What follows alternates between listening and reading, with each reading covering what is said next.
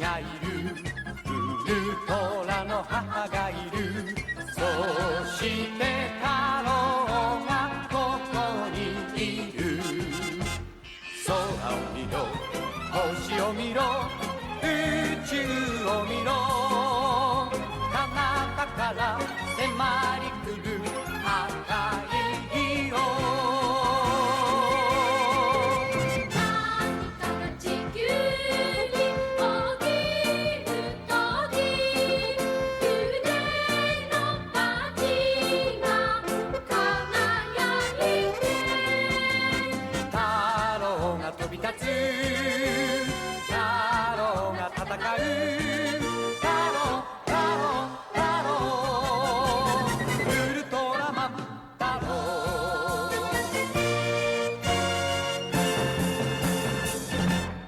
Hello, everyone, and welcome to episode 86? Yeah, like the anime.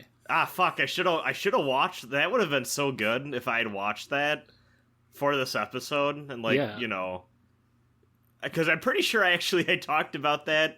In our first episode. very first episode, yeah!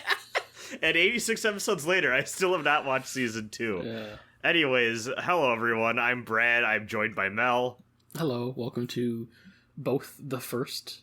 and last pod for the year, depending on if you're the listener or us.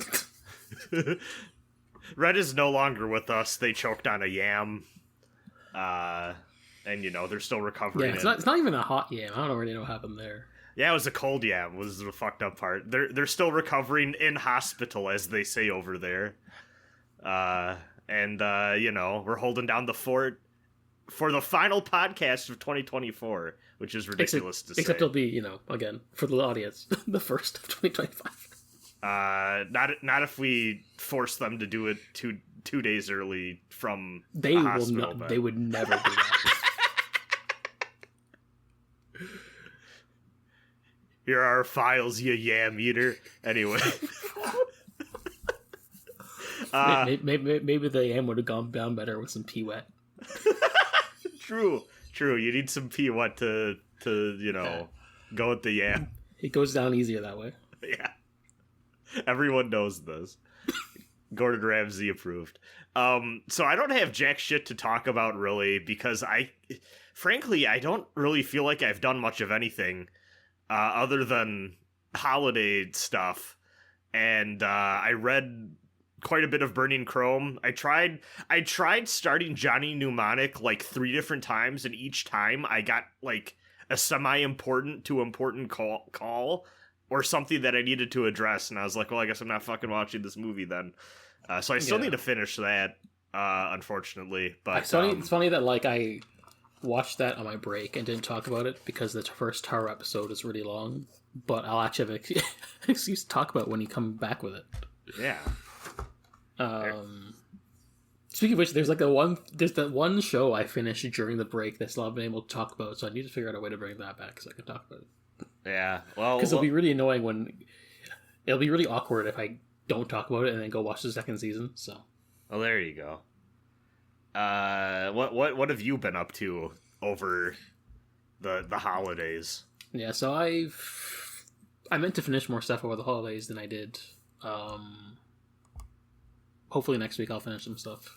I want to knock some things off for the end of the year. Well, I guess, the year's almost over, but at least, before the holidays are over anyway. But I got some stuff. I got some business, took some things down. First of all, in terms of actually finishing things, I finally fucking finished Rise of Endymion. Oh, you've been working on that for a minute. Yeah, like basically the year.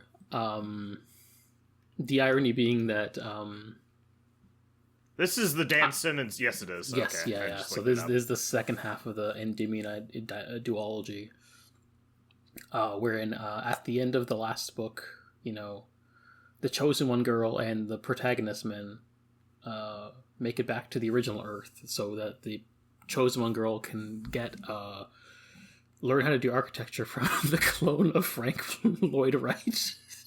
Oh. And then the first third of that book is like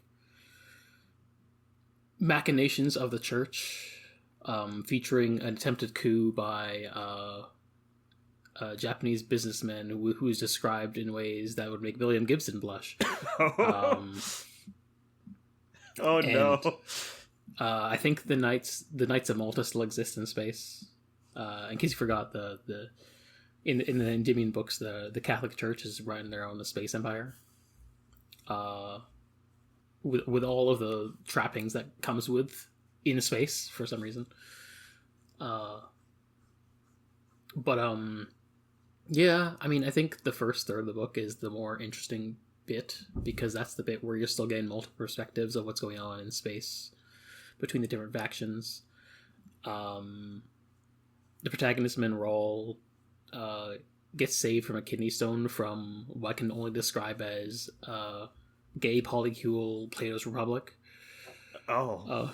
Where it's like the society is based upon like it's Greek, obviously Greek influenced, and everyone's like dedicates themselves to like the arts or to the philosophies or whatever, and like, but also everyone's in the gay polycule, and also like the whole society. Yeah, or at least Nice. it's common there. And then everyone like the craft of like philosophy or art you dedicate yourself with is designated with a particular color. So like everyone is like, oh, the society is rainbow colored, and I'm like, this is huge brained. What is also huge brained is that after that we get into the next stretch of the book, which is a lot more boring, because at that point it becomes solely Rawl focused, and Rawl is only protagonistman, and doesn't really have much going on. And you find out that Enya, the chosen one girl, well, first of all of this meandering in the first third of the book was to ensure that time dilation ensured that that the age gap between Rawl and Enya was dramatically shortened, such that the father figure lone wolf and cub dynamic can become a romantic one, which is I hate that. I really don't like that. Yeah, it's really not good. It's bad on its own, but it's also bad. Well, one, I don't think these two are characters because they're archetypes, which does not sell me on the romance. Two, in the text, well, first of all, in the dialogue, he still insists on calling her kiddo. and in this text, he's like, "Oh, my dear friend, who I, have detailed sex scenes with. Thank you. I didn't need this." And she's spreading her like faith to counteract the Catholic Church's weird evil reincarnation cult. I forget if I described that in the first book, where like the Catholic Church has like the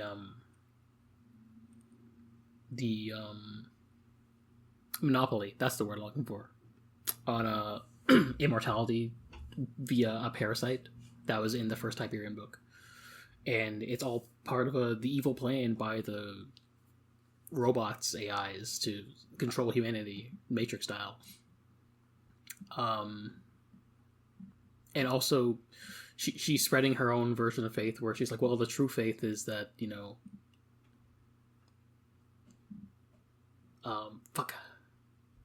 It goes in weird directions, where it's like she's trying to, like, there's like the understanding the void is the real faith, and all.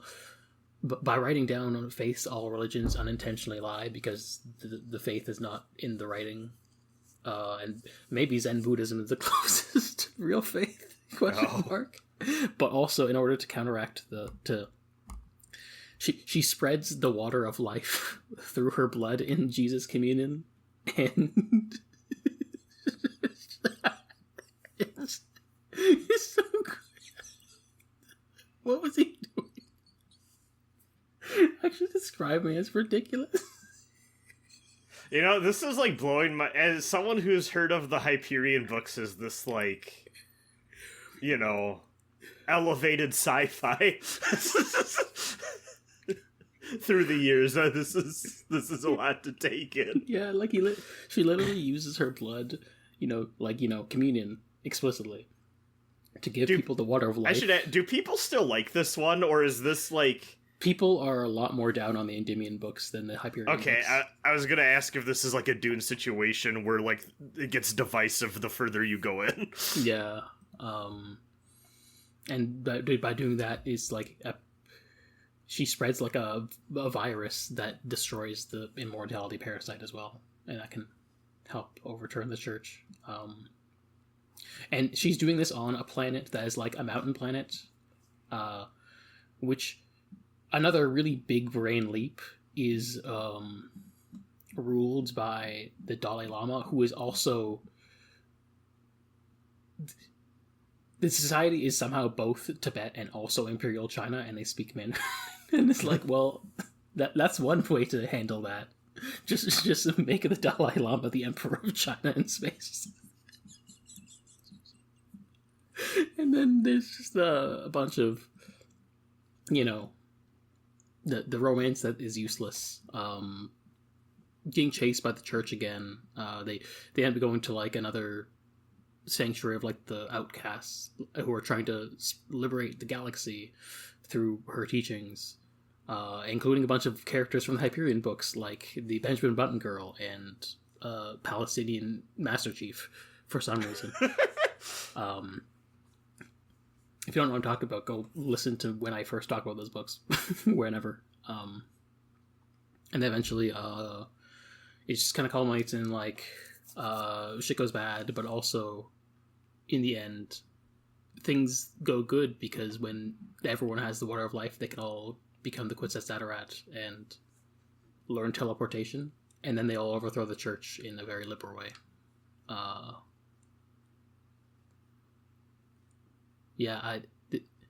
This book is dumb, and it's also really boring. And it feels like it was long. I think it's longer than the other ones, and not helped by the fact that he just likes writing a lot of detail. And it feels like I think I found this blog that gave the word count of the books. That's convenient. The embed just shows it right there. Yeah, he really just really loves like putting all his detailed world building of like, well, here's this society from Earth in space. Is it like needless exposition dumping to the point where it's like this isn't actually making the story that much more interesting? You just like to write, sort of thing. I started the second part 2 of the book, which is the second third, where he's describing being on the mountain planet. He's describing, here's the society, here's how it formed, while as part of his thingamajig of like.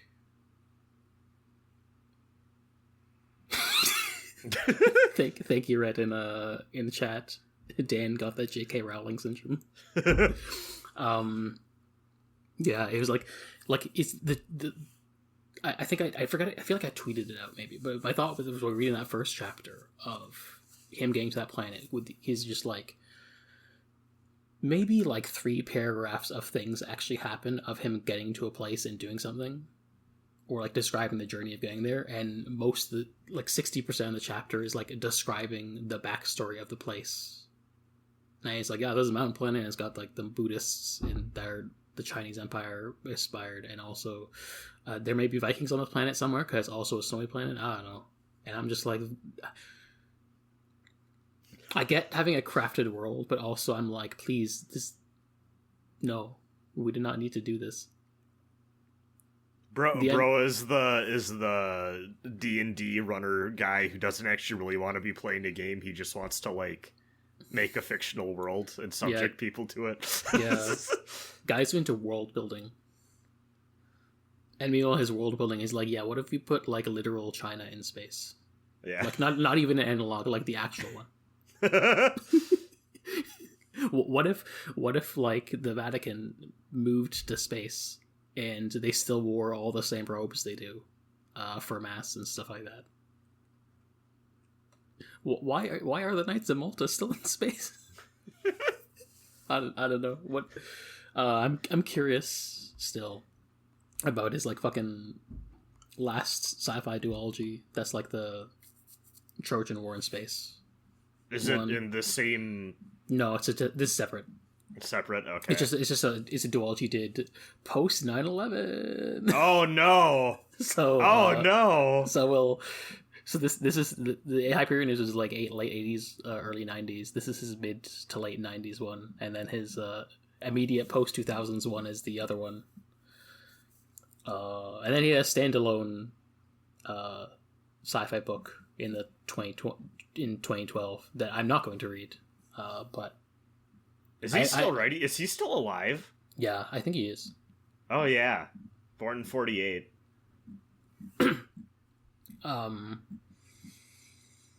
Yeah, I mean he's just, he's just a weird guy who's like a Republican that like thinks the Western canon is the best thing there is.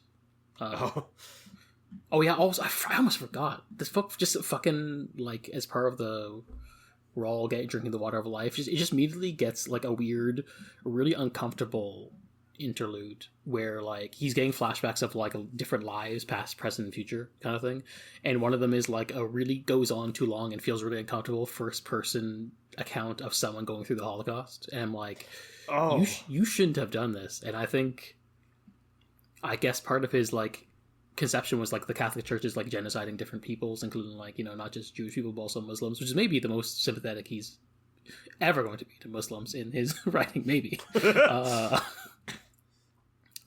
And it's just like, no, I don't think you should have done that. I don't think. Yeah, I don't know. He's also really loves his sort of like secret conspiracies of people trying to control people, which is not great. Yeah, problematic media. I don't know why I'm still insisting on going through this. I'm obviously gonna take a break because holy shit, the other ones are even longer, or at least similar length. I think I saw the audiobook of the next one is about similar length to Rise of Endymion, and then the last one is like a lot longer, and I'm like, what the fuck, dude? Jesus Christ. Yeah. But I got it done before the year ended, so Oh, there you go. I'm done. I can chuck that out the box. I don't know if there's a more menacing one sentence single, like has its own paragraph, single line on Wikipedia than on the Dan Simmons Wikipedia article where under biography it says he worked in elementary education until 1989. Oh. I'm sure it's nothing. Yeah. I think there's still value maybe in like first Hyperion is worth a read, I think, still. Fall of Hyperion is goofy, but it's higher quality than the Endymion books. So maybe Hyperion, Hyperion, yes. Fall, maybe if you want more. Yeah. Then tread at your own risk. Yes. Okay. Just like really, if you're really like, damn, I'm going to be a sick about this, or you have to know, like I do, then yes. Ridiculous Man. Evil in ways that I can't even laugh about in the way I can with Frank Herbert. Yeah. But I can at least laugh at his decisions. Yeah. But yeah. After that, yesterday I finished an OVA that took me not too long because it's like only 4 episodes. I watched an OVA called Alien 9, which is a 2001 OVA. Digipaint era is here. Alien 9, I don't know if I've ever heard of this. It's an adaptation of a manga, but in like the sense that like I think they adapted like a third or half of it. And you can tell in that last episode. But it's basically like it's about a girl named Yuri who's like a crybaby, and she gets like drafted by like class election to be like the girl in her class who fights aliens. Because there's like an alien problem that isn't really explained, and presumably gets explained more in the manga. But like there's she and like 2 other girls in her school are like enlisted as like they wear these little alien guys on their head called Borg that look like little bike helmets with eyes, and then they like try and like tranquilize and capture aliens that go around that menace the school. And it's like Yuri who's a crybaby is like scared reasonably, though it does kind of like damn, I think like 60% of your dialogue by volume is you bawling your eyes out. I think because the series is like I want to say a vertical slice in the way that like something like Gunsmith Cats was, but like really like 4 episode covering like half of the manga at best, then like you don't really get to see necessarily the full progression of the character per se, or even the full unraveling the mysteries, because there's clearly like something up with like the teacher who is like ostensibly in charge of like supervising the girls who are like the alien catchers, but like seems to be like there's like a kind of like a I don't know how to describe it, like the sort of like it's kind of like an act, I guess you could say, where it's like she's the one who seems to be introducing the aliens for some purpose for the girls to fight, because the girls are what's important, kind of thing. I don't know, it's weird. I'll have to read the manga to find out. And then there's like 2 other girls. Does this feel like something that was made to like help sell the manga? I mean, that's all anime at the end of the day. That's but it does feel like, I mean, sometimes, like, I've been getting progressively more 5-star stories pilled, and, like, that little movie thing they came out with, it's like, this is just a commercial, essentially. Yeah, I should... Like, they did not care about making a story. I should go to Elgheim, so I can go to 5-star stories after. But anyway, I should do that, too, honestly, but... But yeah, there's, like, 2 other girls. There's, like, what are their fucking names? One of the girls' name is Kasumi, and she's like a rich girl who's like really likes her missing brother, and that leads to her to make poor decisions later. Why'd I go to Japanese Wikipedia? That's what the good shit is. Yeah, I have to rely on it. I mean, honestly, they probably have more info on this than English Wikipedia would. Yeah. There's Kumi, who's like the really serious girl, who's like, you gotta be responsible for yourself and not rely on others. And then there's Kasumi's like the rich girl who's like really good at everything and is a bit more immature. And yeah, it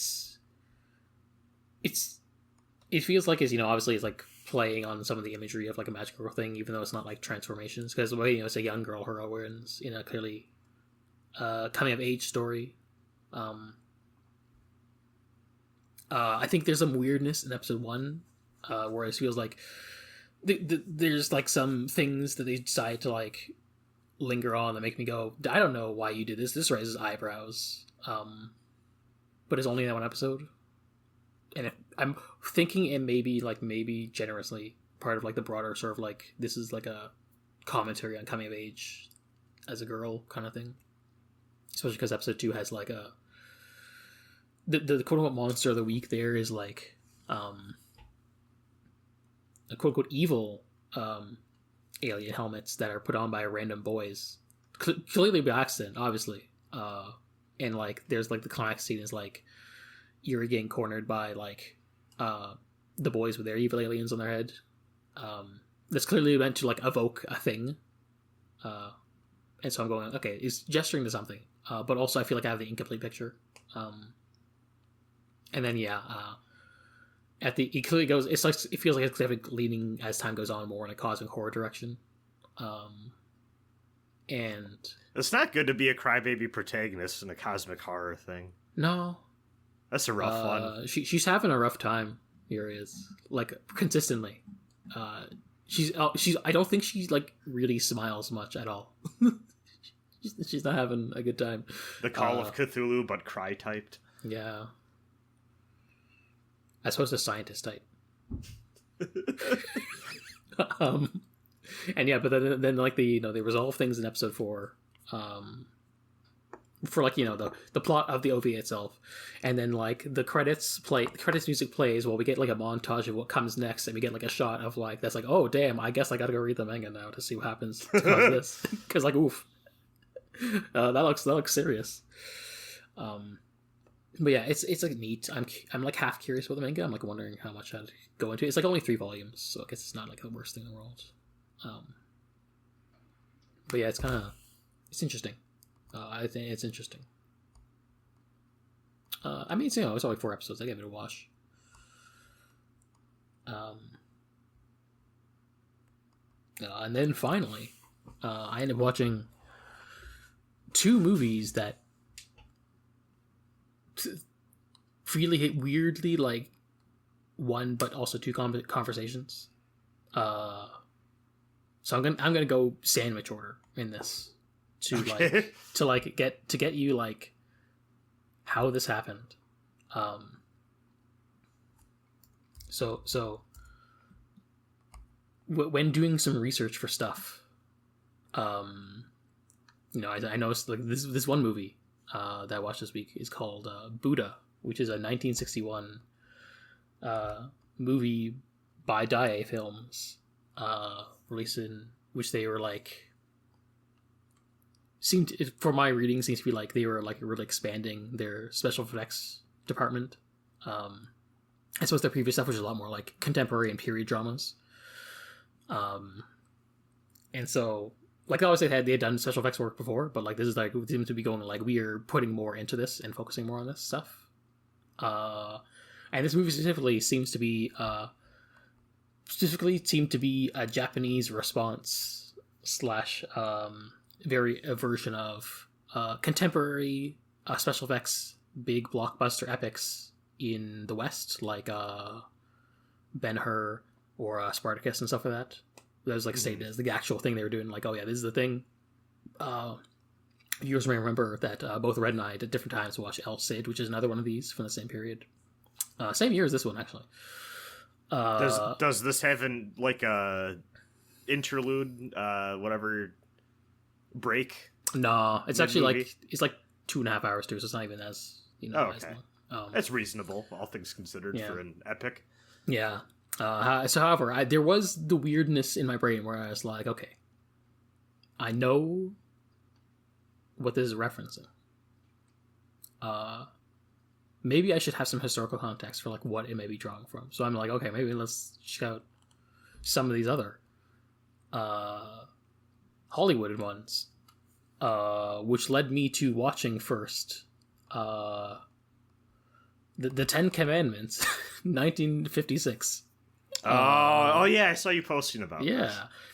It was either this or Ben-Hur, and to be honest, a big decision factor was the fact there was a Blockbusters episode on the abnormal mapping on 10 Commandments. I was like, okay, I'll do that. That's a movie I have not seen since growing up in a religious household, let me tell you. Oh, I can... so first of all, I will say...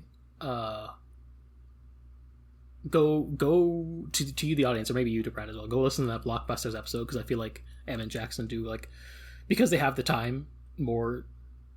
They get into all the stuff that I think is worth talking about the movie in that episode of the podcast. So go check that out. This movie's interesting.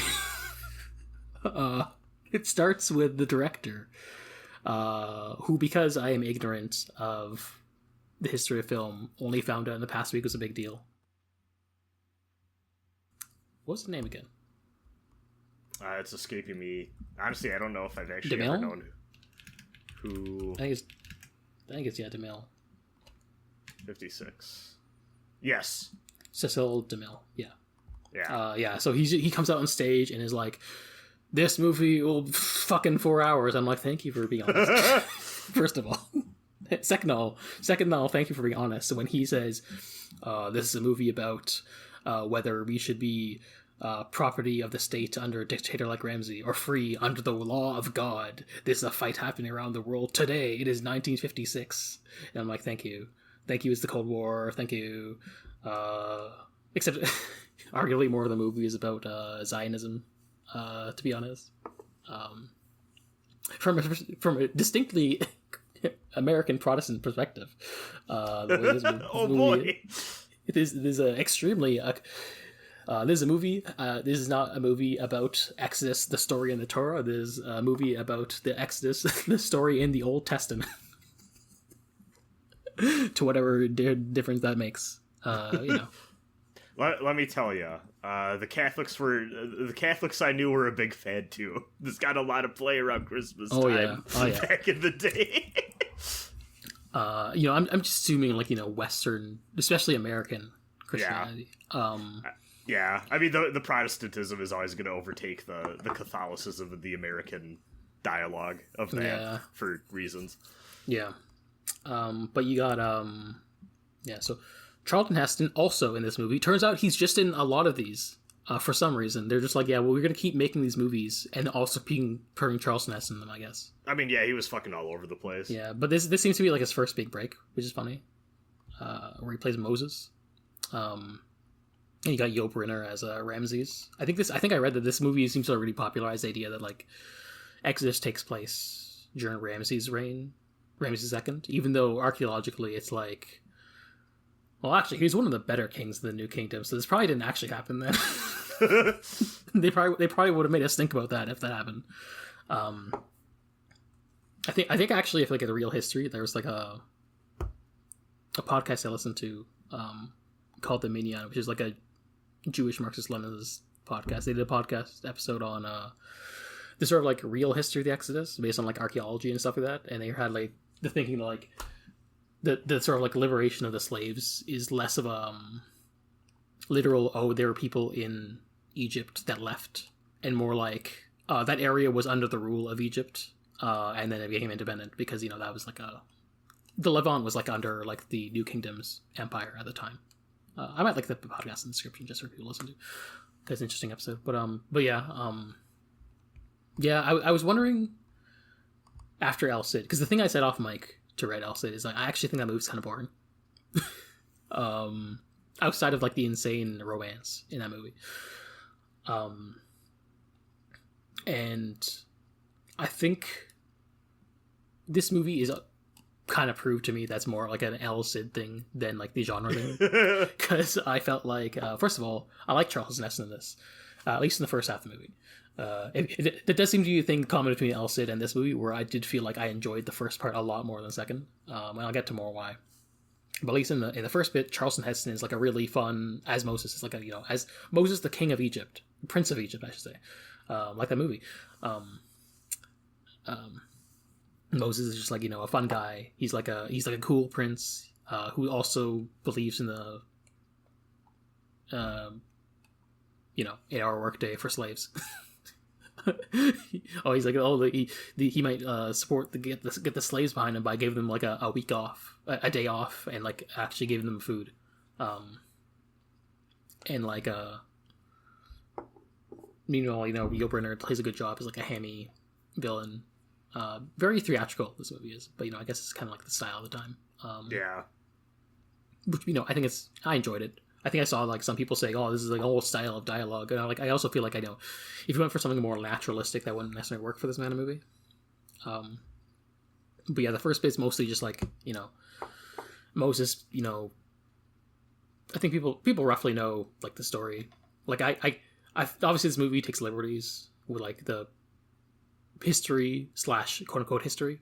But you know, I more or less know how Exodus goes through cultural osmosis. You got the burning bush. Yeah. You got the sea parting. Yeah. The tablets. But yeah, it's, you know, you know, you get like, you know, the sort of like his culmination of like kind of finding out his heritage and being like almost immediately, yeah, I'll drop whatever I'm doing. Whatever stakes have, I'm like, actually, I'm bought in all in on this this being Jewish thing, actually.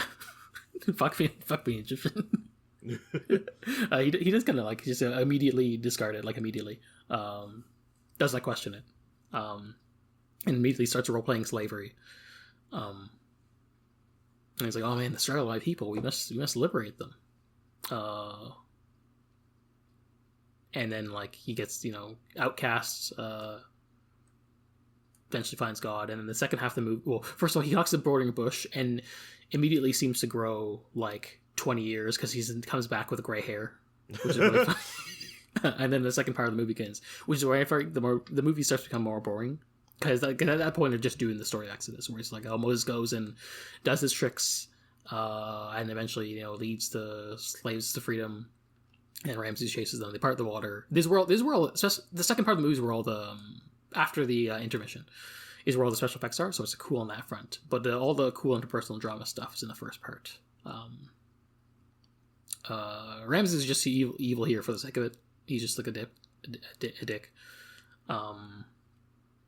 Weirdly, the moral of the movie seems to like, oh, the oppression of slavery of these people is terrible, and the system of slavery should be stopped. But also does seem to like takes specific issue with Ramses as like the dictator, and it's like, okay, because like the guy director in the movie, at the beginning of the movie is like, oh damn, people should be subject to the rule of God or the rule of a dictator like Ramses. And it's like, well, I think when you're talking about like first of all, we're talking about slave society in Egypt, and I don't think the specific pharaoh was necessarily the issue. Like the movie seems weirdly like kind of like it's kind of like in shades of gray to like the adopted father pharaoh Seti to Moses, because he's like he's like, yeah, he's the the pharaoh of the evil empire, but also he's like the good one because he likes Moses. And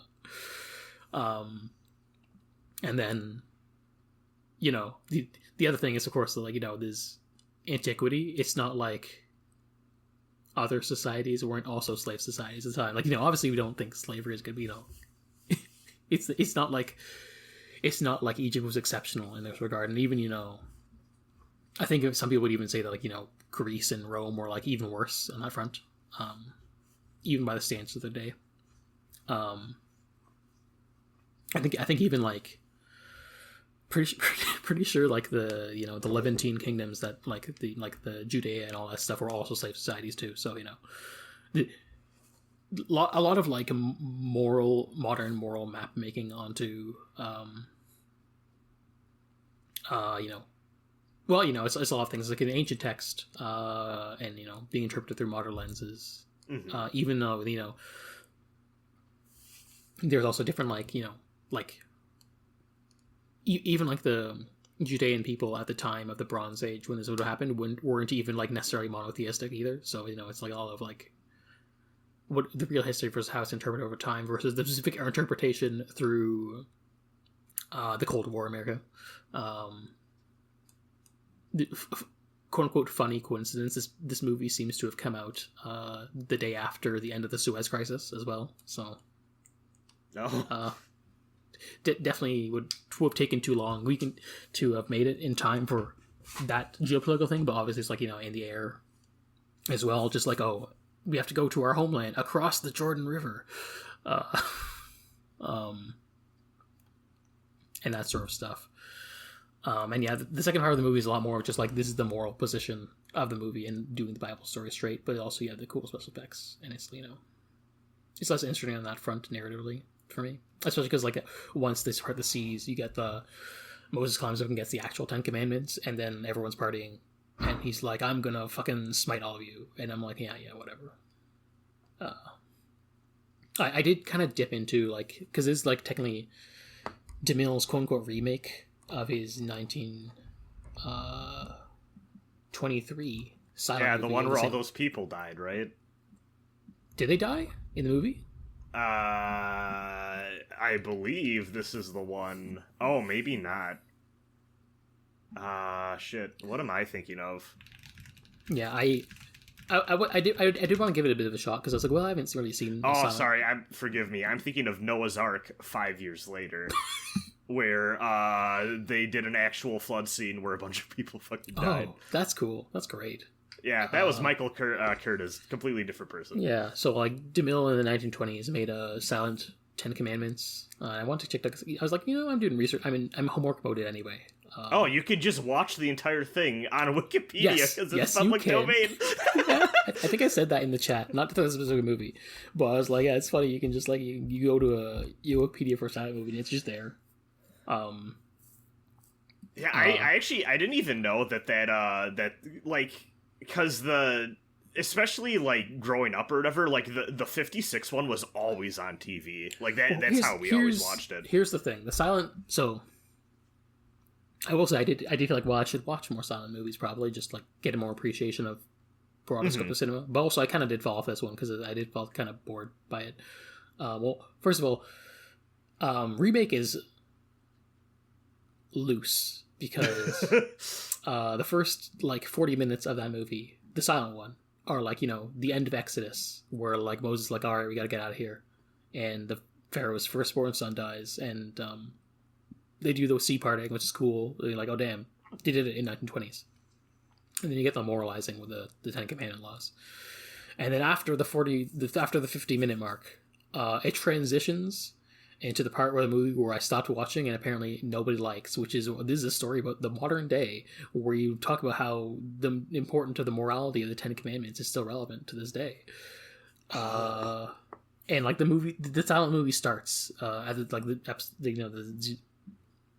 1 minute, like less than 1 minute mark. I've just been like, director grandstanding is like, people think these days religion and the Old Testament, all those rules are old hats. They're all out of style. But then World War I happened, and everyone's like, "Damn, maybe the Great War wouldn't have happened if we just listened to the Old Testament, huh?" And I'm like, "No, DeMille, that's not how imperialism works. I'm sorry."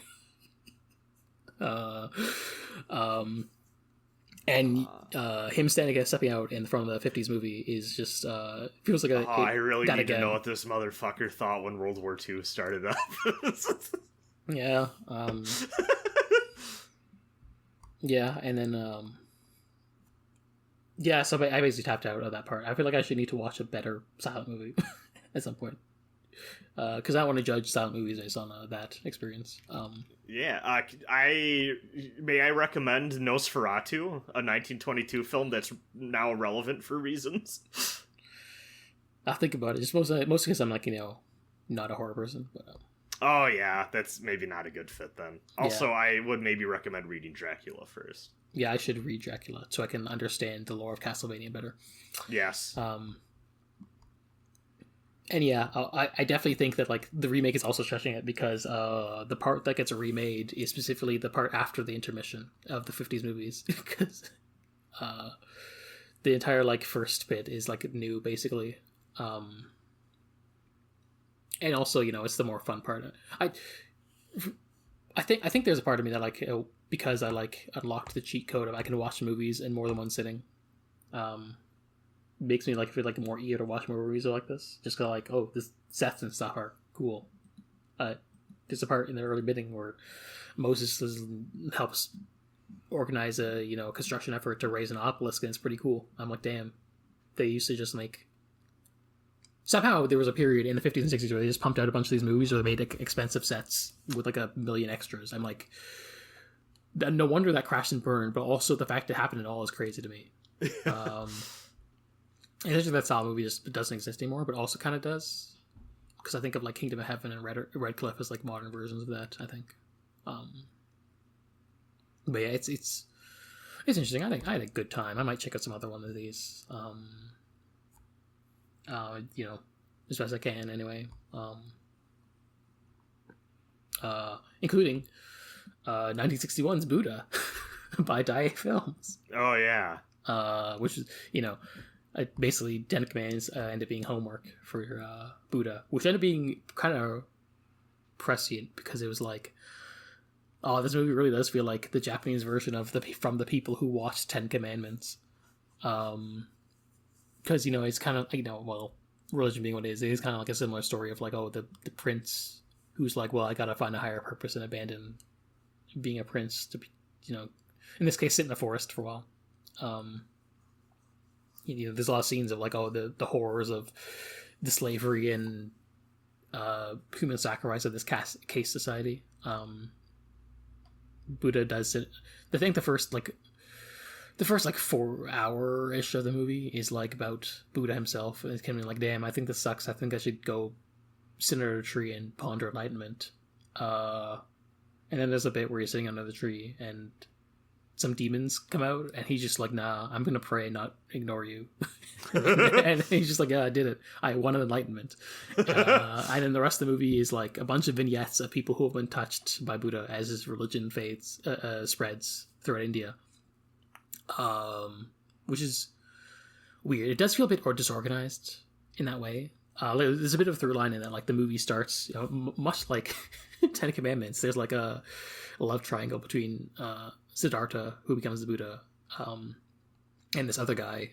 I forget his name, but he's like this rival prince who's like the evil one, and like they're shared love interest. And then like once Siddhartha goes to become Buddha, the evil prince is like, I'm gonna, in part of my vendetta against Buddha, I'm gonna kill all Buddhists too. And so there's a plot going on where he's like amassing power to conquer all of India while fighting the different spreading Buddhists. And then there's different vignettes of like, here's a woman who has 8 children, but also she's a demonic baby eater. But then Buddha steals her baby, and she's like, well, not so nice now, is it? And she's like, you're right, I'm gonna be Buddhist now and become a good person. And then there's like a prince who gets like came onto by his mom and then framed, awful things happening, and then his dad and hunting them down because he's falsely accused, like has his like eyes put out with burning tongues. Except it's actually the mom. I don't know. It's a kind of a messy story, and it resolves well. He forgives his family because he found the real third eye in Buddha, because he doesn't use his real eyes, except he has a medical miracle anyway because he overcame his trauma. Well, that was convenient. Yeah. And yeah, it kind of all culminates in just sort of like the final, I guess, showdown. Except, it's like the guy built this big temple and he's like, oh, I'm gonna be the prince to like conquer all of India, and then like the temple breaks and like he falls into a crack and he's like, you know what, Buddha, I'm sorry. And Buddha's like, yeah, it's okay. You're fine now. But yeah, more importantly, they just went and did the thing. Like having the context of this is like a Japanese one of these, I'm like, oh yeah, they made the sets, they got a bunch of extras, they're telling the story, they did it, and I think it's pretty competent and pretty well done. Like obviously, like Hollywood 50s isn't going to be surpass the budget and craft, I think, of like the Dai doing this more or less for the first time. But like, I don't think it's like it's one of things where it feels like you gotta like you notice if you're looking for it rather than like if you're watching it in the moment. Yeah, I think they do a good job with like big sets. I think they do a good job of like trying to like, I don't know if like maybe it's just hard to like do the story of Buddha that way, in the way you can do like the story of Moses, but yeah, I think they do. It's a valiant effort. I think like it's maybe not the most disorganized movie, but I think it's pretty competent at what it does. It's a bit weird watching a movie where like it's set in India, but everyone's Japanese, but also they didn't brown face, so that's good. I feel like there may be some bronzing going on in Ten Commandments, but I can't say this for sure. But yeah, I don't know how much I like recommend this as a movie to watch for like quality reasons, but I do think it's like if you're like have an interest in Japanese film and also like it being in conversation with American films, I think it's worthwhile checking into. Mm-hmm. Obviously, it's like 2.5 hours, so give it time. There's good convenient breakpoints with the way it switches between the vignettes, but yeah,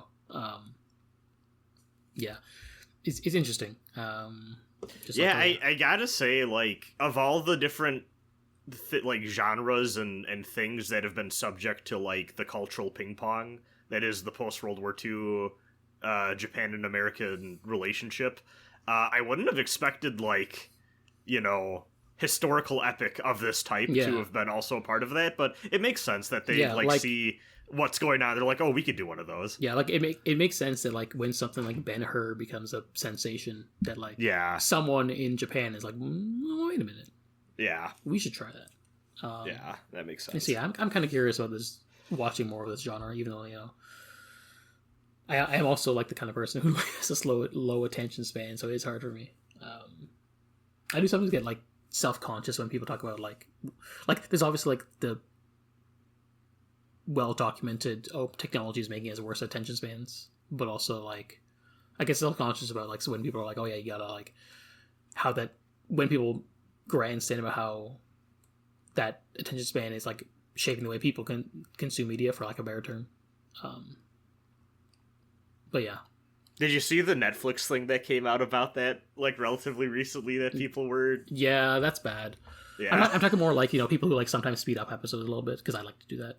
Especially for, like, longer movies like this, because I'm, like... On one hand, I'm like, you know, obviously, if I could speed up times 2 speed, it does feel, like, disingenuous. But also, I'm, like, you know... I still, like... Especially for, like, if it's just a longer thing, it helps me a lot more. But I also feel like, am I doing something wrong? Should I be watching it? I don't know. Yeah, I think I have brainworms that for that reason. Like, every time I speed, most of the time when I speed through something, I'm just like, oh no, I feel like I'm doing something wrong, and then I stop doing it. I feel like I go ping pong back and forth between, like, you know, I like one hand being like I should be watching on its own terms, but on the other hand being like, if as long as it's not like you're going like crazy with it, like I feel like the maximum limit for me would be like 1.5. That feels like really tiptoeing the line. But like it's I feel like I'm like, well, if I'm more like adapting around my circumstances, in order to like watch something I maybe wouldn't do otherwise, that helps. But also I'm like, how much am I also just like enabling the thing rather than like getting over it? I don't know. I think I will talk about this soon because I am catching up on it, but I do think it's funny that it seems like all of the newer characters they make for Honkai Star Rail, the animation seem to be made with the fact that people have the speed up on by default. Because the default is like glacially slow for all the attack animations, and I'm like, oh, I think they're making them with the fast forward version in mind first, which is kind of funny. That is kind of funny. Also kind of fucked up.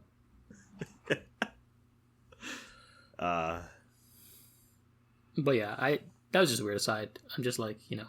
No, I feel it too. Like even like reading Burning Chrome, which by all accounts is a pretty easy read. Like I was a little like I've talked about it on this podcast before too, but like reading does feel so much like it takes so much more effort than it used to for me, and I really don't like that. Like it's bothering me more and more. That's why I'm trying to do like the audiobooks in text route, because I feel like having both helps.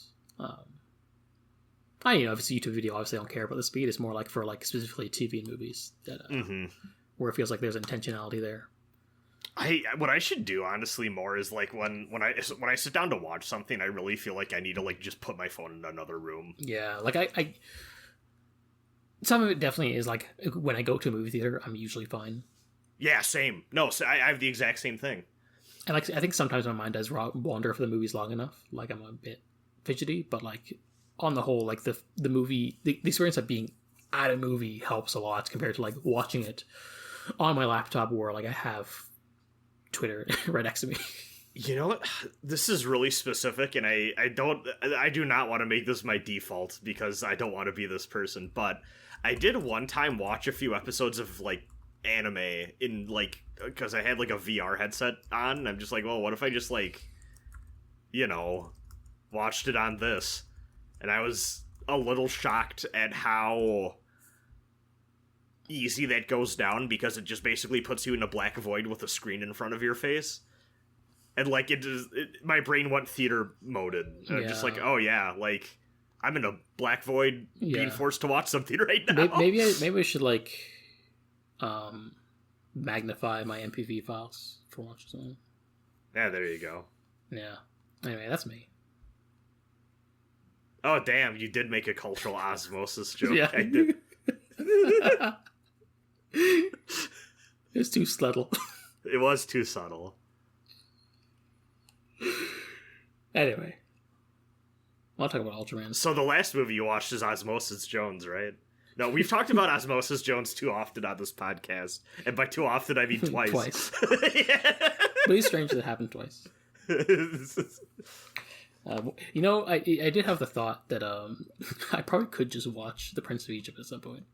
Oh, I thought that you were going to say Ozzy and Drix Detour Quarry. Yeah, no. There are other things I'd rather watch from Detour Quarry. I think I did like actually have like, I guess because of me being who I am, I have like, it just had an aversion to like the idea of watching a Bible story movie. No, that's extremely fair. And I guess just doing it, I was like, I guess I could watch The Prince of Egypt. It's probably fine. A lot of that stuff honestly does bring back really bad memories for me. I'm not gonna lie. For me, I don't have the memories as much for me. So, but I don't know if I know I've told you on the Abyss streams, but I don't know if I've told on the podcast the story I had with the Prince of Egypt. Yes, it was the first. Was it? It's like the first movie that your parents took you to see, but no, you got like. It was the first movie I went to a theater to see, but it was with a class though. Yes, it was with the class, but like you didn't you walk out because you're like, it's too much or something. Yeah, the experience of being in a theater at that age for me was like too much for me. And so it's loud, dark room. Yeah, and so if I do watch it, it would be like the most longest lasting finish the fight I would have ever had because I was in kindergarten. Eventually, people will find out. Go on. I was gonna say, see, what's gonna be fucked up is you're gonna start watching it, and you're gonna start sweating, and be like, oh no, it's becoming great. me watching the Prince of Egypt and backing away from it like the GIF of Moses.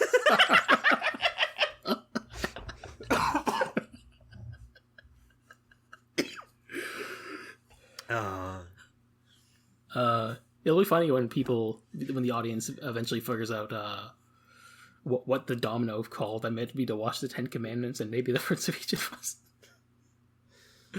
But I'm not saying here now. Is it time for Ultraman? I think it is. Yes. So Red, fortunately, was able to write all of the summaries for these episodes and then give them Red. to us. Much like stone tablets with rules on them. Red coming down from the mountain with stone tablets and being like, this is what the canonical interpretation of Ultraman is. Yeah. Honestly, what is this podcast but... Are we ever going to get a burning bush in Ultraman? Yes, or is it burning bush made of chrome. A burning chrome bush. See, my other thought is maybe Ultraman is too New Testament pilled, though. I don't know. Original Ultraman's pretty Old Testament pilled. We've discussed this. Yeah. But anyways, episode 35, Fatal Attack, Taro's Strike of Anger, featuring blinding alien Catan. A little girl called Machiko saves a dog from the road, and Kotaro saves Machiko from the road, and she's like, wow, just like my dead big brother. And Kotaro's like, yeah, sure, listen, don't run into traffic, and drives off. He then sees an alien driving a car and gets into a full-blown car chase that ends with the alien crashing and exploding the car. I didn't expect to see a car chase in Ultraman, but it was pretty sick. It was pretty good. It goes on for a bit too, and I was like, damn, they got some real-ass stunt drivers. I think it only just occurred to me that they probably just like got a lot of footage of the same thing and interspiced it as in it gave the excuse of like, oh, he's going in circles to save on footage. Probably. There's some good weaving and trailing though with this and hard right turns. A lot of splashing in puddles. Yeah, a lot of puddle splashing. Kotaro finds an injured Machiko nearby. Oh no, the alien must have hit her with the car and then crashed. A doctor at the hospital says, no, that can't be what happened. She does not seem like she got hit by a car, but she is in critical condition still, for some reason. Machiko asks Kotaro for an Ultraseven toy, and he gets attacked and injured on the way to deliver it. The next time he sees her, the Ultraseven toy is destroyed somehow. She's like, that's okay, but what I really want is an Ace toy. Bad taste. Kotaro's sure... Can I just interject and say... It specifically says... hold on, let me get the screenshot. I had it somewhere. Because I lost my mind at the screenshot. I want Ace this time, like you and I combined together. And I'm like, you don't get to say that. do people making the show don't get to say that 1 year later? That's that's funny. I think I missed that. I would have. That's so funny. The audacity. No, Hokuto shows up as like alone in the previous episode. Yes. Kotaro's like, sure, anything for Machiko, and then he gets attacked again, and is about to get stabbed when he gets rescued by the Zat captain. Where have you been? Where were you when the world went dark? Was that not enough crisis for you? Yes. Gotta use that holiday time. He had too many sick days worked up. Basically. It's like, listen, they don't pay me enough for this shit. I'm taking my time. They probably don't pay him enough. He's probably had a different gig that was better paying. Zat's captain has been having some gender thoughts about this strange case. Surely a girl Machiko's age wouldn't want to play with Ultraman toys. Ace Rider's nodding head in approval. His suspicions are confirmed when he goes to deliver the Ace toy to Machiko, and she's not in her hospital bed. She's an alien, and she's trying to kill Kotaro. We get the reverse. Return of Ultraman 31 in this episode. Yeah, I was thinking about it. I'm like, it's hard not to think about the episode the entire time when watching this one. Yeah. And Kotaro is in this hospital right now. The captain and Moriyama hurry to Kotaro's room and find Machiko gotten through the window and lock the door. They break the lock and get into the room, but perhaps it's too late. Machiko has turned into alien Catan and blinded Kotaro, saying shit like, "Feel the pain of all the kaiju you've defeated." And now Catan is holding the real actual Machiko hostage. After a struggle, Machiko is saved and Catan leaps out through the window and turns giant. Kotaro insists Moriyama gets Machiko to safety, and Zat engage Catan. Kotaro, meanwhile, struggles to the hospital door and slides through the window on a wheeled bed and transforms into Taro. The day is saved. Catan immediately blinds Taro. It's up to Zat to save the day. They initiate Operation Bell, which involves attaching a bunch of oversized bells to the kaiju so Taro can hear where it is. The plan works. Bells they just have on hand. Sometimes you need monster-sized bells for situations like this. The plan works and Taro defeats Catan. Later, Kotaro and the captain visit Machiko and deliver a new present, a toy Ultraman Taro. Machiko says it's nice, but she prefers Kotaro.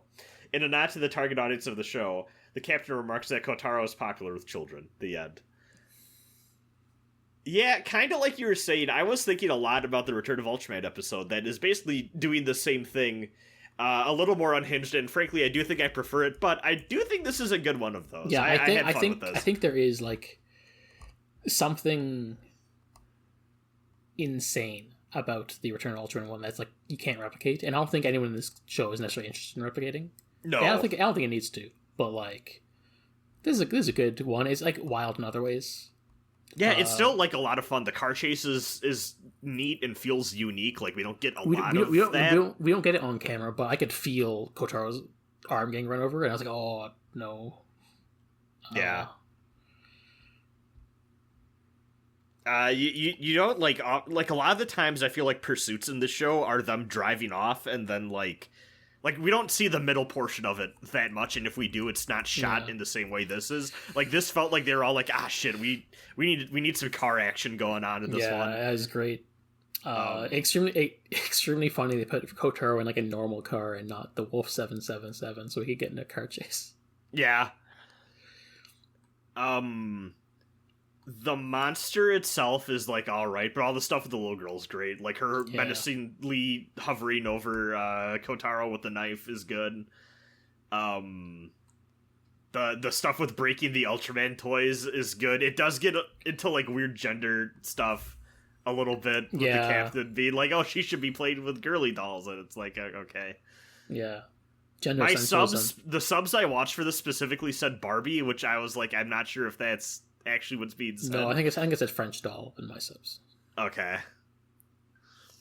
But yeah, it does get weird, especially in light of the Ace stuff. This does feel like an odd return to some of that stuff, but it's never overwhelming too much.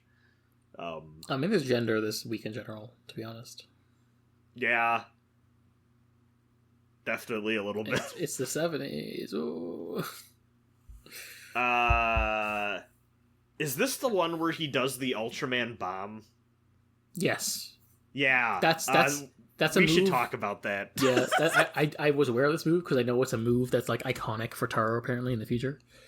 It's cool. I like it. It's So for the audience, he like bursts himself on fire, runs to the kaiju, and hugs it before exploding. Yes.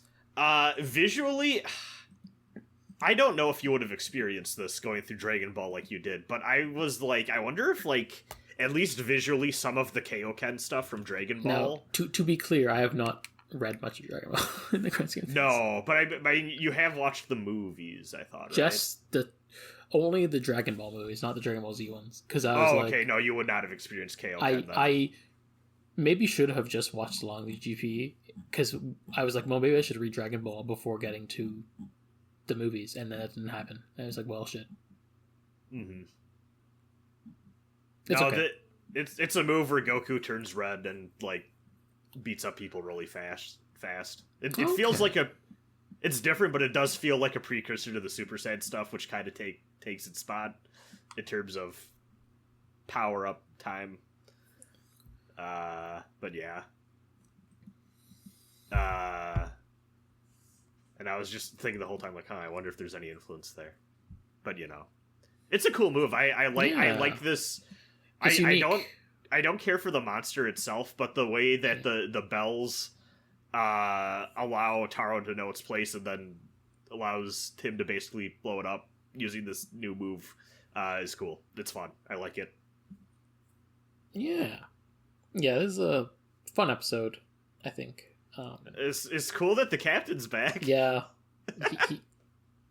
Aragaki's basically been filling his role. Yeah.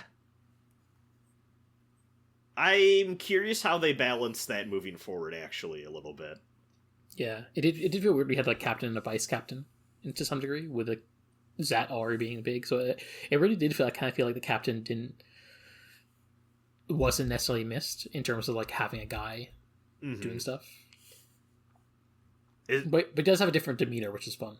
It's the Kingdom Hearts 2 villain problem I have, where it's like when you have a leader and a sub-leader, you gotta make sure that there's like enough justification to have both, or else they're just gonna be fighting over the same role in the story effectively, and weakening both their parts.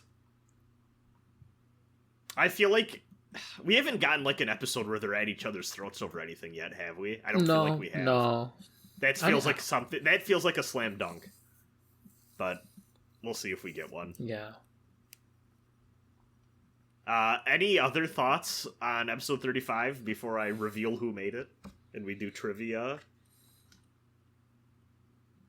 No, not really. I feel like it's pretty straightforward, to be honest. I feel like I should have more to say, but It's a perfectly fine unhinged child episode of Ultraman, and we take those. I feel like there was one in Ace, or there was one at some point. Yeah, I'm pretty sure it was Ace, where I was like, "Oh, this is just the Return of Ultraman one, but bad." This is the Return of Ultraman one, but slightly worse, but still good, I would say. Yeah.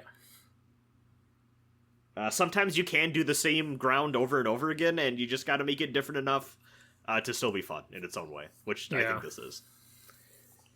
But yeah, this episode was directed by Kiyosumi Fukusawa and then written by Shigemitsu Taguchi. Special effects director on this one is Masaru Takashi. And then with Alien Catan, apparently they specifically sculpted the head separately from the rest of the suit so they could put it on for the car chase. Oh. Presumably because they didn't want like a guy in the full suit driving that car. No, that's extremely fair. Yeah. All right, should we move on to episode 36? Yeah. You swine, the bird cried. The bride. Freezing kaiju grossed. The bride cried. Oh, the bride cried. You're right. I just read that completely wrong. Yeah, there's no birds in this episode. There are no birds in this episode. Yoko and her little brother Kiyohiko are out selling stone-roasted potatoes in the middle of the night. Oh, my sub said yam the entire way. Yeah, I think me too. I think they were sweet potatoes. Okay. Mine was my assumption. Yeah. Those are more common in Japan anyway, in terms of like native food, so. Mm-hmm. First they meet Kotaro, who they get to, wait, hold on, let me read this again. First they meet Kotaro, and they get on great. It seems like the two know Saori. Kotaro gives Kiyohiko a gadget, a little buzzer that makes a lot of noise when you throw it on the ground. Use it if you're ever in trouble. Immediately after Kotaro leaves, Kiyohiko sees an alien land at their destination, the construction site for a condo. Yoko's getting married to the guy in charge, Iwatsubo, and they visit daily to keep the builders fed. Kiyohiko keeps asking whether anyone's seen any aliens, but no one takes it seriously. The next day, Iwatsubo and his boys act like they don't know Yoko and Kiyohiko, and they react to lukewarm food as though it's scorching hot. Kiyohiko thinks that they're aliens, but his sister doesn't take him seriously. Nevertheless, he promises to head in the basement of the condo, and Iwatsubo talking to it like it's alive. Or wait, no, sorry, I read this completely. Fuck, sorry. I skipped a line. Nevertheless, he promises to protect Yoko. He can't stand the idea of her marriage falling through and making her unhappy, so he goes to investigate. He witnesses a weird alien head in the basement of the condo and Iwatsubo talking to it like it's alive. Kiyohiko is discovered and escapes in a slow-mo chase sequence. This chase sequence, I love it, goes on for a while, but it's great. Yeah, it's great. He goes to get help, but the police don't take him seriously. Saori doesn't take him seriously, and even Zat doesn't take him seriously. And it's their job to take aliens seriously. It is honestly comical to the degree that nobody fucking wants to listen to this kid. It's like a fucking Matt up in here. Yeah. Because I feel like Zat's actually been pretty good about actually listening to people. They're but a lot better with this. But it this takes is classic Ultraman It takes stuff. Kotaro to actually hear it to go, oh, hold on a second. Yeah. Alright, he'll have to handle this himself. Kiyohiko arms himself with a potato cart and a shovel, and he hurls hot stones at the alien possessed builders. He takes a hot iron and attacks, making it to the basement where he's disarmed and captured. Kotaro and Kitajima show up to investigate the warning Kiyohiko left earlier, and they find Kiyohiko thanks to the buzzer. There's a big fist fight. Weedy, nerdy Kitajima in a fist fight is amazing. Thank you, Ultraman Taro. And eventually Kiyohiko shoots the alien head with a Zat gun. The alien transforms into the giant alien kaiju Grost, something like that. Yeah. And Kotaro turns into Taro. He puts Kiyohiko somewhere safe and the fight is on. Unfortunately, Ultra are weak to cold attacks, and Taro gets owned by Grost's icy spray. Zat shows up and starts melting the kaiju with their lasers. They also get owned and have to eject, but they distract Grost long enough for Taro to use his stupid bracelet to focus the power of the sun and heat himself up again. He defeats Grost and the day is saved. We end the episode on the day of Yoko and Iwatsubo's wedding. The condo was destroyed, but they'll start again. Kiyohiko reveals the wedding cake is a bunch of roasted potatoes. The end. I had a fun time with this one. Yeah, it's good. That chase lasts a comically long amount of time to the point where I was like, are they filling? I feel like we haven't had a moment like that in a minute. But they also, like, it's shot interestingly the whole way through. Yeah, and it's like, yeah, they use music to make it evocative, and then he bumps into, like, another foreman guy, and it's like, hey, you're, like, the only guy here who I can trust, maybe. And it's like, well, no. It is funny, he trusts the one guy. It is funny as well, the alien, like, mounts his head like taxidermy and they all worship it. Yeah. I think overall it's a fun one. I really don't have too much to say about this. Like, it's pretty simple. I feel like I'm starting to appreciate in this show, especially specifically this stretch of episodes, I feel like we get a lot of time for character and, like, the problem before we get to the Taro fights them stuff. And I appreciate that as someone who I'm not here for the big fights necessarily. I like that we get, like, a good shot of, we get a good moment of Iwatsumo having a good relationship with Kiyohiko. Because, like, I think it, like, helps sell to the audience that, he's doing this for, like, altruistic reasons. And two, as well, I think it helps give, like, a good, like, gives Kotaro a good reference, because, like, the Kitajima kind of dismiss him, like, oh, you're just afraid that, your fiance taking your sister from you. This fiance taking the sister from you, and, like, Kotaro would be like, no, he likes that guy. It's not that, and that's probably I assume off screen it helped him make the decision to go after the aliens. I like some of the special effects in this episode. Like I like the freezing effect they do from the city, including the water. And I like the effect they do to melt the kaiju bit. There's stuff here. Yeah, the gag at the end is pretty good. It's pretty good. I like the Aragaki is like the only one in a traditional Japanese attire. For the wedding. I did notice that. That's fun. Yeah, everyone's like in a Western suit, and he's like got like the traditional Japanese wedding outfit. I'm pretty sure like a bunch of them are not in black suits, which is funny to me. Like one guy's got like a green suit. Yeah, it's just a decent episode. It is kind of ridiculous the degree to which no one believes him. Like, I guess Taro, technically is as a show where we haven't had as many aliens until recently, so maybe, but also like the show's supposed to be in continuity with other shows which had aliens. So yeah, it feels like an excuse to get that kid in there alone. Yeah, which like. It does feel like there's a weird dial that any writer writing one of these gets to pick of how much are we going to believe a kid when they say something, even sometimes with the same characters believing or not believing. Yes. Which is always weird. It's like, is it just based on the kid's vibes? What's happening? It's on here? the needs of the episode. What I feel like would have, I don't know, the only way that I could see this being maybe a little bit better on that front is if you introduce something that the kid has a hang-up about, and then people think, oh, the kid's just saying it's an alien because he's actually upset about this, like that sort of thing. That sort of, the disbelief would go down better.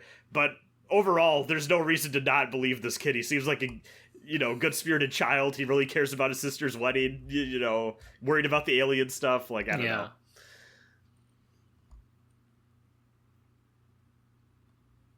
know. We get the return of the Ultras are weak to super cold stuff. That consistent. Alien Paul laughing in the background. We're starting to get JRPG element brained a little bit is starting to form with of course the aliens that do the cold stuff are weak to anything that's even semi-hot. Yeah, it's fun. Yeah. I'm curious to see how that develops too, like in terms of like I think Red pointed out literally last week, like a lot of last week or the week before, a lot of monsters of this era are themed, but then also they just breathe fire. Yeah, and fire is easy breath for kaiju to have. Yeah, and I'm interested in seeing the development of these monsters getting more specific abilities, and how that changes over time, because I have like JoJo with stands. Kind of, but like specifically more. What I keep thinking about is as we get more towards like when video games and stuff like that, or like even other superhero type stuff where, you have the specific powers and that becomes more of an embedded part of the hero narrative. How that shifts things around in terms of how these episodes are sculpted, if that makes sense. Because I feel like we always sometimes get the stock, here's a new dinosaur. Mm-hmm. But then we also get like, this is a kaiju with like a concept behind it.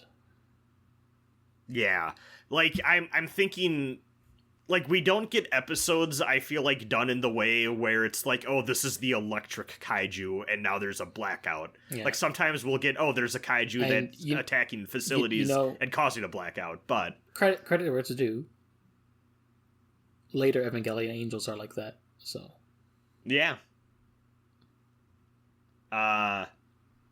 I'm interested in seeing that develop over time, because I also just feel like that's a natural thing you start to do after you've done so many of the same type of giant monster. Like, at some point you're gonna need to find a way to differentiate or make something feel fresh and unique again.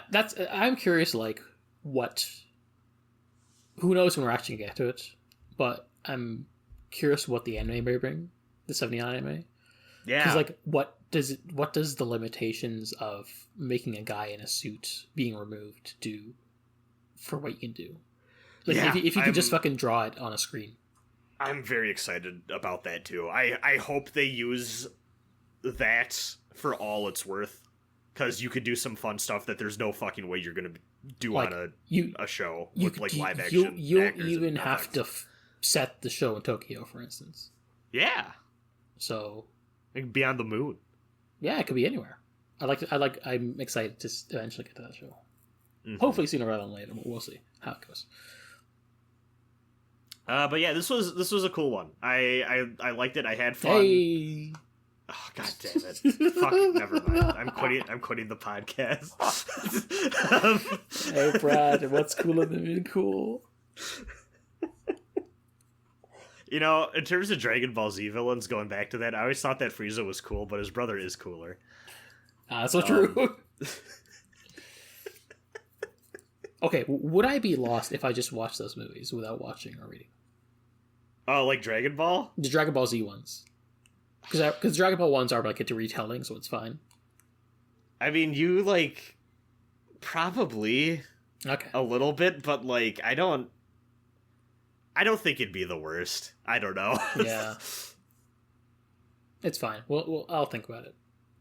Mm-hmm. I probably could just finish the manga and, we'll see. Anyway. I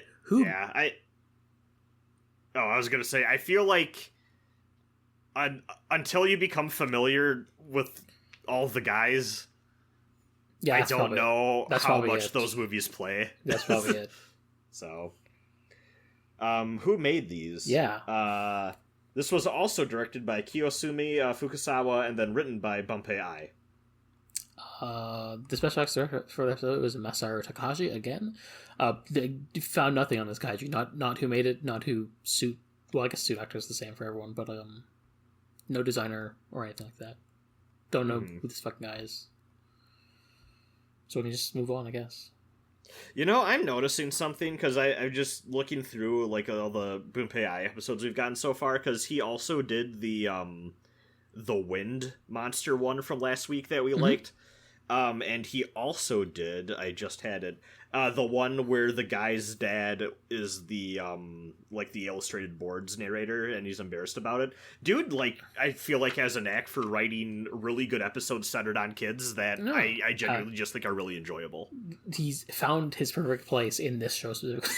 Yeah, no, like, actually, like, he has a talent for telling stories focused on, like... Yeah. And to be fair, I feel like actually the actors they've got for a lot of these kids, too, are doing pretty good jobs compared to maybe some of the young actors we've seen in previous shows, which I always hate talking about that, because it's like, they're fucking kids. I don't want to be mean. But, like, we have gotten episodes in the past, I feel like not in Taro necessarily, where it's just like, the kid maybe doesn't have the chops to do this. Yeah, I mean... We talk about, like, a child actor not being good, and we don't have to, like, necessarily dunk on the child themselves. Exactly. Now, granted, this person is, like, older than us, so I think they can take it if they heard it. Yes, that is true. It's just, I will say... like, get better, 8-year-old. Like, oh, fuck me. Like, this is so douchey. Yeah. Fucking Dan from Ace ruining the show. How could you, child? Yeah. They're getting into territory of people who actually bullied, like, the kid from the Phantom Menace, which is like, don't do that. Yeah. Yeah, it's not great. Yeah. But I will just say I also I did kind of dig this episode. Didn't have Kenichi at all. Yeah. And Exara shows up a little bit. Like, it's this kid is not a classmate. No. I need Red to say. I need Red to say. Yeah, he's like his sister is a friend of Saori. So Saori shows up a little bit, but we do get like, it's fun to sometimes get episodes of kids who are like completely divorced from Kenichi, just like kind of the way that we like we liked that in the Canagon episode of Ultra Q, they didn't have Junpei show up in the way that they did in the Turtle episode. Yeah. I think that this show could be a little bit better about leveraging, like, Kenichi is the tie that gets people roped into episodes a lot, and I get that's probably because, you know, he's the main starring child of the more child-oriented show, but, like, you could have the other, like, members of Zat's, like, family or friends and stuff get involved and have them be the focus. I think because just to vary it a little bit. Because they more or less pigeonhole the show into being the show where kids get up to stuff, and Taro comes and say they like, this is specifically the show where, like, the kids get on adventures, I think. Mm-hmm. Like, Kenichi becomes a bigger outsized role in, like, having connections to people, to the child of the week, because there mostly is going to be a child of the week kind of thing. And, you know, I think you know, the next episode we get to, it doesn't have that, which I think is fun, but, you know. Yeah. Will be interesting to get to, like, Leo, where, if they do something differently, for instance. Mm-hmm.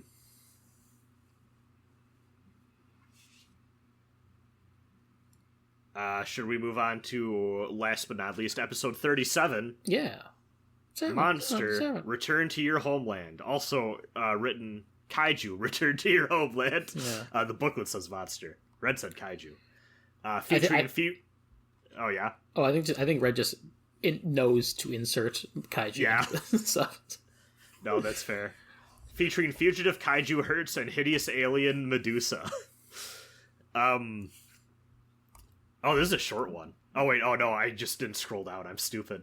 An old man out in a countryside villa declares that being lonely is a good thing for the elderly. Then a kaiju falls out of the sky and he nearly has a heart attack. Zad attacks, but you know what? This kaiju doesn't seem to be retaliating. In fact, it appears to be waving. The lieutenant calls off the attack, and Kotaro decides to go get a sample to figure out what the space kaiju, or where the space kaiju's from, what its deal is, and so on. He cuts a gross chunk out of the kaiju's foot and sends it back to Kitajima for analysis. I don't like this scene. It's so gross. He just, like, tears, like, a slash out of its foot and then just, like, grabs some shit and pulls it out. And the kaiju's not a fan. He lets himself get stepped on. And he's like, oh, nice. And then you see the ball on the feet and, like, no, they're flat as fuck. Yeah. It's nasty. Yeah. Analysis reveals that this kaiju is called Hertz, and it's from a corner of the galaxy where there's been signs of war recently. A woman in white called Megumi appears to insist that Zat kills Hertz, as Hertz killed her grandfather. She means the old man from the start of the episode, who apparently was so shocked by the kaiju appearing that he died. Zat are like, well, that's a real shame, but I don't think we can necessarily kill a kaiju for startling your grandfather. They call in Moriyama to look after Megumi, what with them both being women. True, honestly, they do that. And then they all spend the night at the villa.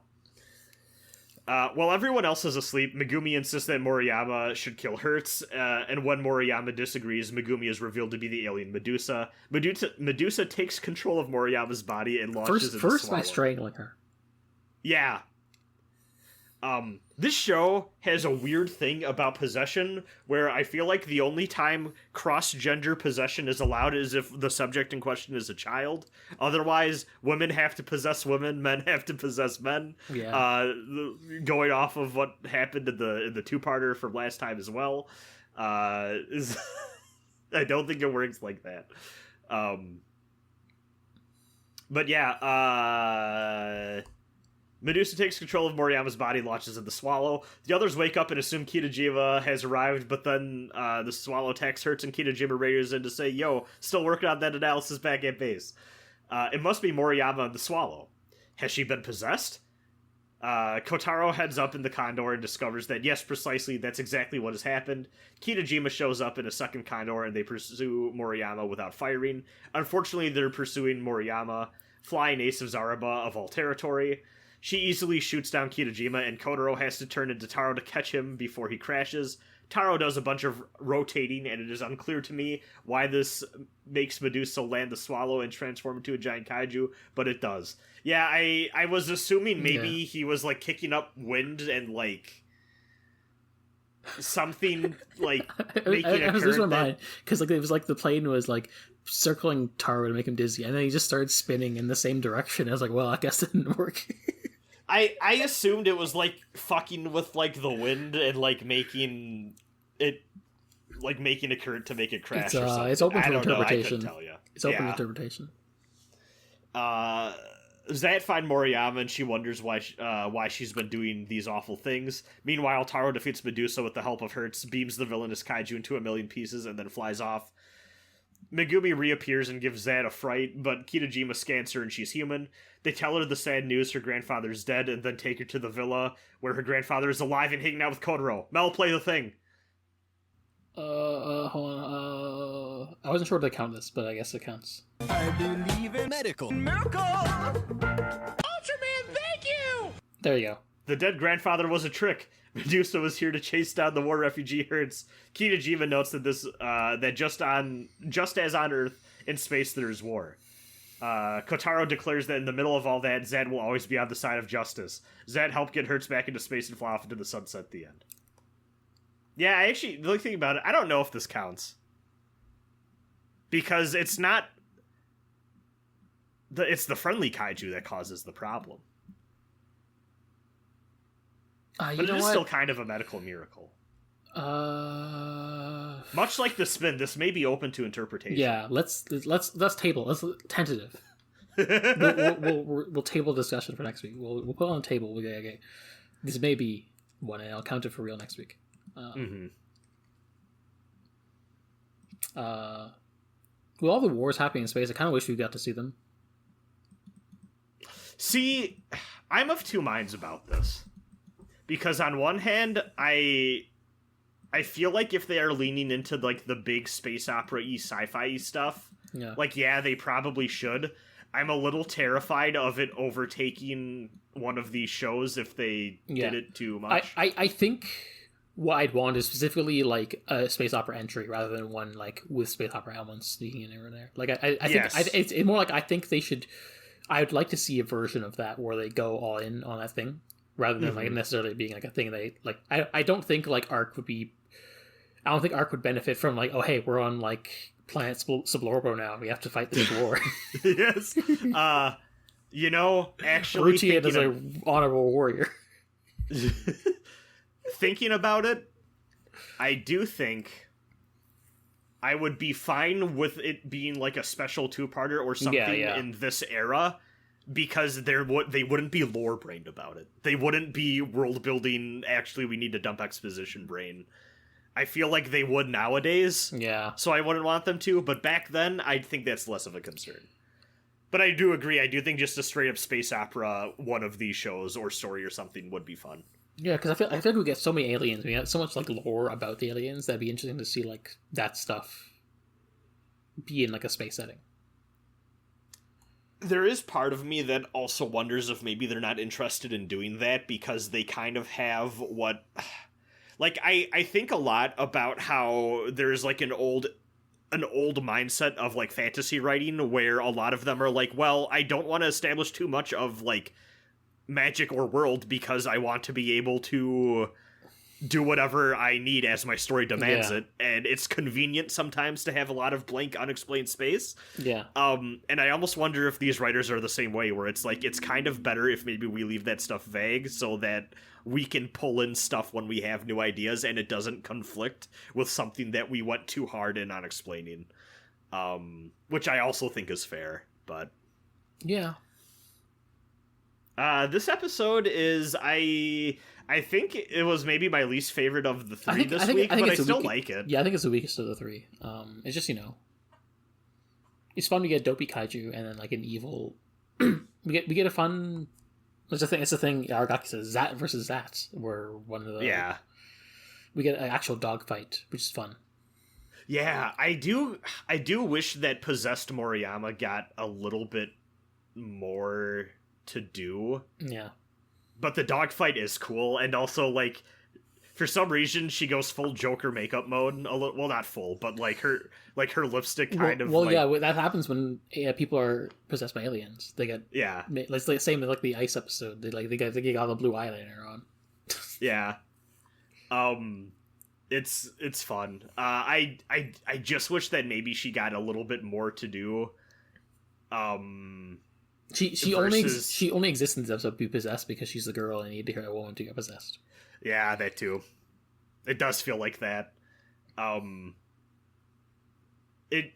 wish there was more of her, like, playing mind games and doing shit, like getting up to evil stuff with the team being none the wiser, versus her just flying into combat right away. Because, yeah, like, it was just like, oh, that was a kaiju fight. I do think it's neat that, like, Hertz is, like, there and, you know, gets to help. I like Hertz. Yeah. Good vibes. Funny guy. Yeah. It is fucked up. They just take a chunk out of him and it's like, actually, we need this. We need to figure out if you're friendly or not. Take him up in a net and just let him go in space. Yeah, it's fun. I feel like maybe you could have done something. I feel like maybe you could have done something with the landing where instead of just scaring Grandpa, like, I don't know, like he gets into a car crash because of it. You know, like, I don't know. Yeah. I thought they could have maybe done something a little more dramatically. The shot they do of rotating Hertz at both landing and going back to space is so fun. Yeah. I mean, honestly, I'd have a heart attack too, but like, oh. It's funny. He's like talking about, damn, it's winter soon. I can't wait for spring. Being lonely is good for old people. Like, okay, my god. Fun stuff. I don't know if I have too much more about this episode. I think we are hitting the point where, like, again, like he said last week, it's the show is like doing its thing, and we just gotta get to the end of it, kind of thing. Yeah, and I'm still enjoying the ride. It's doing a pretty solid job of being a more lighthearted take on Ultraman. I don't know why this one is called Medusa other than a woman, if I'm being honest. I think that's it, to be honest. Yeah. It's women and they're ugly because they're evil. Yeah, I suppose. Number of episodes of Taro. Let's see, we got 3, 4. After this week, 5 more batches of Taro. I'm here for it. It sounds like 5 easy weeks. Yeah, I know you're here for it. You're tied to the ship.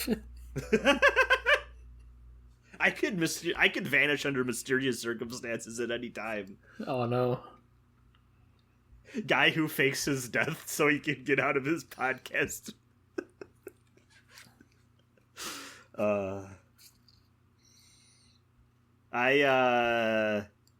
I think we'll have a good time the rest of the series, unless like it somehow mysteriously shits the bed in like the 40s, which I really do not think it'll do at this point.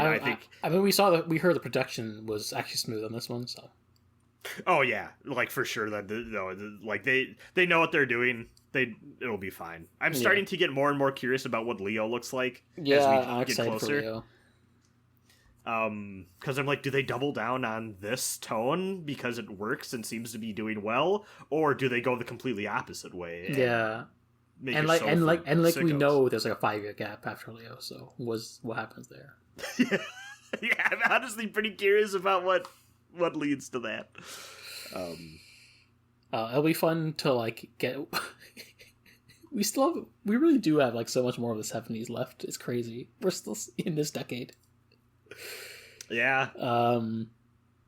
Sometimes you make a lot of shit back to back to back. Yeah, like depending on when we watch the anime, we're gonna get out of the decade sooner or later. But you know, that's like after Taro. There's technically like 2 50-episode shows still in the 70s. So yeah, I'm having a fun time with it. Yeah, me too. I enjoy these episodes. This episode was made by Masanori Kake was the director, and then written by Toshiro Ishido. Special effects director of this episode is Jun Oki, who I believe is is Jisoji's guy. Both kaiju were designed by Yoshi Suzuki, and with Hertz, apparently the design was repurposed for a Jumborg Ace kaiju. Oh. Which we'll see one day. Oh yeah, I forgot that Jumborg Ace existed. It's fine. You don't have to think about it for like, I don't know, a few years. Yeah. I wonder how they got the name Hertz. Also, when the fights are shorter like this, I do feel like we get cooler stuff like the Ultraman bomb. Yeah. Or like even just stuff like the bell stuff. I don't know, like it's, you know, the wrestling in like a miniature city is cool and all that, but sometimes it's neat just to have like a fun little trick and then the fight's over. Yeah. Cool moves. Yeah. Do you have emails? No, I have the final run, Ultraseven run back though. Oh, yes you do. I forgot we didn't finish that last time. Yeah. So it's the final Ultraseven run back. Special effects director for the episodes is Koichi Takano, is episode 43, 45, 48 through 49. Jun Oki, episode 44 and 46. Guess who directed those episodes? And then Toru Motoba, episode 47. Actually, no, wait, I'm wrong. Uh-oh. No, I'm wrong when I said guess who directed those episodes, because I was like, wait a minute, that doesn't line up. It's fine. It doesn't actually empower them. Anyway. All those people are correct to their numbers, for the record. Okay. First of all, the robots from Planet number 4. Apparently, the episode was written by Shojo Uhara, and he would later write I think maybe within their 70s, so around this time, when it might be next year even, compared to like when Taro's airing. He later wrote on Inazuma and F, which is a Shotaro Ishimori in a Shinomori show over at Toei. And episode 12 of that show draws inspiration from the same episode, and they're both like commentary on how dystopian Japanese society seems to be going. I'm sure an Okinawa person would have opinions on that. Next we have Red's favorite kaiju from the show, Goron, suit actor Toshiki Hiko Saiko. Gori, played by Keiichi Takazaki.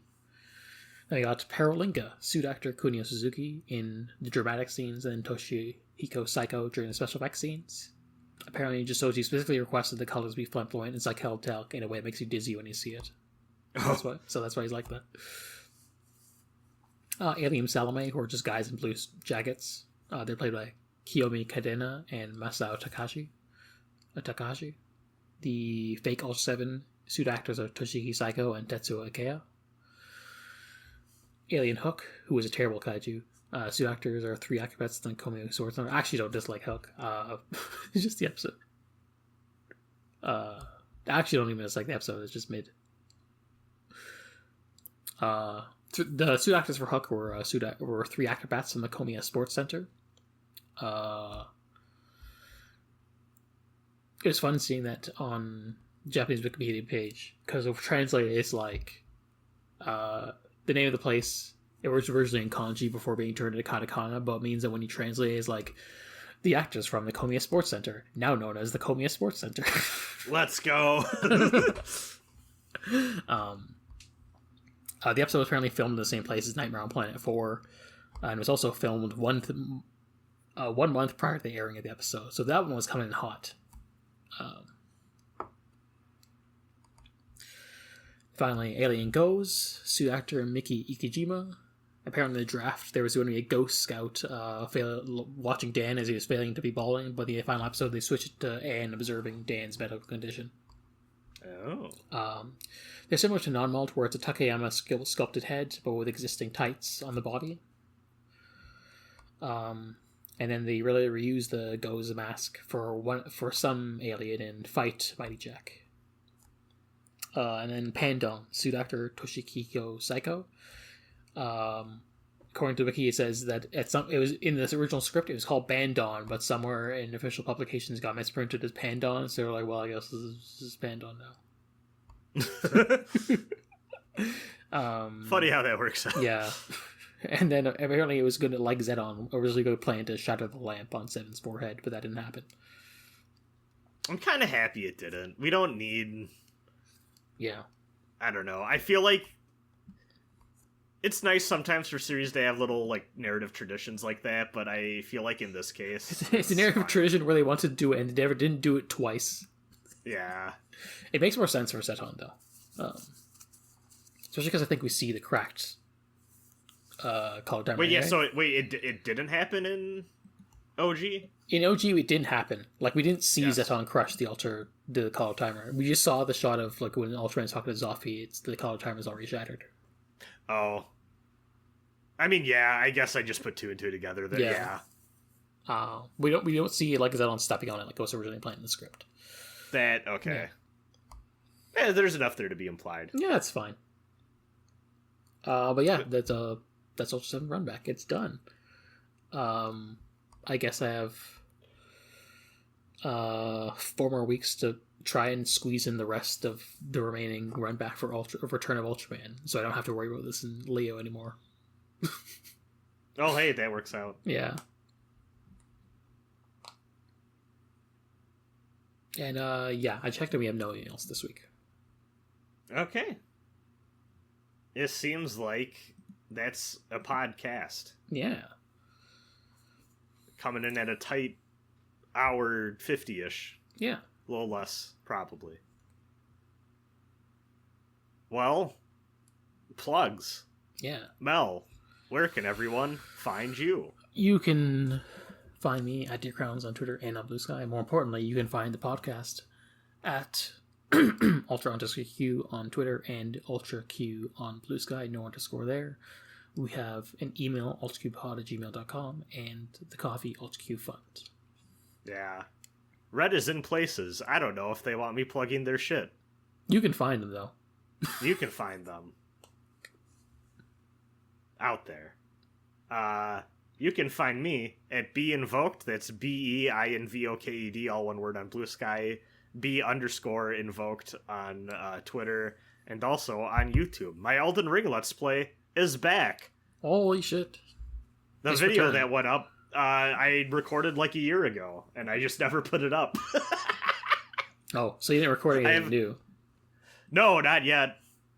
But I'm just going through the shit that I haven't been uploading because I kind of forgot that I didn't upload it. Oops. Probably gonna be a chill week for me. I have a Synduality First Impressions video that I ran into issues making that I need to fix and resolve and hopefully get up soonish. But the rest of this week I'm probably keeping it chill, maybe sprinkling out some more Elden Ring. I don't know if I'll be streaming. Trying to keep chill. I'm trying to get some gaming, some streaming done, and also just finish some shows I want to finish before the end of the year. You know what? I'm gonna I really need to finish Ergo Proxy before the year ends. It's do you 2 episodes. Do you want to do a Godzilla movie next week? I'd rather not. Okay, we'll leave it until for now. Yeah. I was gonna say Mezzo Forte, but I think Red also wants to watch Mezzo Forte, so Yeah. All right. Well, Red should have a good one, everyone. Red should watch Kite for next week. This is me telling future Red to smell it. Just put this on them. Yeah. I mean, Kite's short. Kite is short. Yeah. All right. All well, right. Have a good one, everyone. Yeah. Happy New Year. Enjoy your sweet potatoes. Yeah. Everyone laughs. Everyone enjoys the New Year's sweet potatoes as like the ball drops and it's potato inside on at Times Square. Yeah. See you in 2025. Yeah. Later.